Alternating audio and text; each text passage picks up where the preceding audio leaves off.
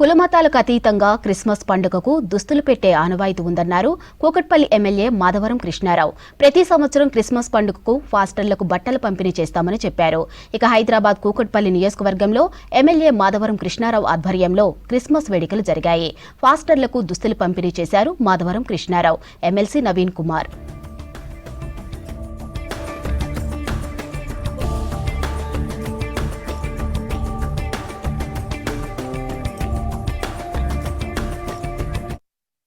ప్రభుత్వం పరంగా కేసీఆర్ గారు వచ్చిన తర్వాత నిజంగా హిందూ ముస్లిం క్రైస్తవులు ఒక క్రిస్టమస్ పండుగ వస్తే నిరుపేదటువంటి క్రైస్తవులు ఉన్నటువంటి నిరుపేదలు చాలా మంది ఉంటారు. కనీసం బట్టలు కొనుక్కునేటువంటి కొంతమంది ఉందా?